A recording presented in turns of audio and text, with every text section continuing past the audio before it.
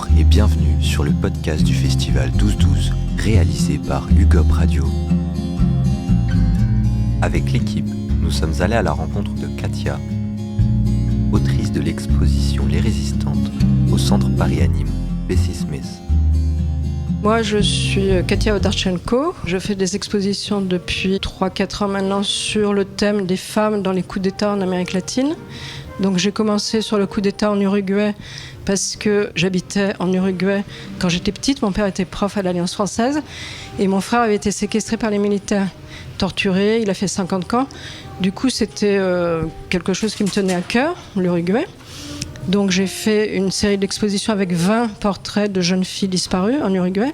Ensuite, j'ai fait le Chili. L'année prochaine, je ferai l'Argentine, comme c'est les 50 ans du coup d'État en Argentine.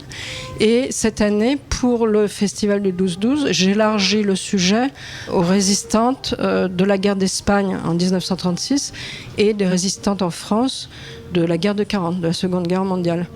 Et ça, donc, c'est un travail engagé de mémoire, en fait, parce que je fais partie de l'association Donde Están France, qui est une association d'Uruguayens. Et chaque année, on retrouve les corps de camarades d'enfance qui ont été séquestrés par les militaires. Donc c'est un gros travail de droits de l'homme, de mémoire. Et moi, j'ai décidé d'appuyer ces recherches en faisant des expositions pour que le plus large public puisse être intéressé. Parce qu'en fait, quand on fait des événements avec des scientifiques, des fois c'est un peu chiant, quoi, des heures de discussion avec des scientifiques. Alors que quand il y a une expo, des fois ça peut être plus parlant. Quand il y a moi je mets beaucoup de photos de résistantes ou des photos de filles disparues en Argentine, tu vois, les grand-mères de la place de Mai, tout ça. Et là, ça devient intéressant aussi pour un grand public qui ne connaît pas forcément le sujet. Les hommes, tu peux parler des armes, tu peux parler de la guerre, et ils se font exploser.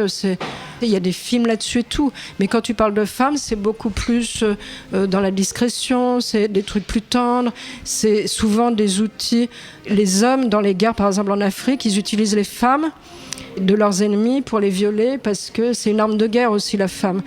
C'est formidable de voir qu'il y a énormément de gens qui ont lutté, qui continuent à lutter, et il ne faut pas le prendre comme quelque chose de négatif. Des fois, on se dit, oui, mais ils crient fort, ils cassent tout.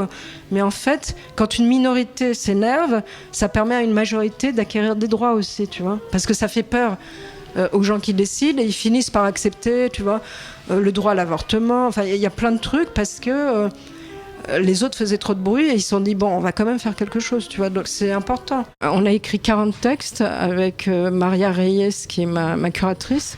Donc on a 40 textes qui ont été coécrits avec des familles de résistants aussi.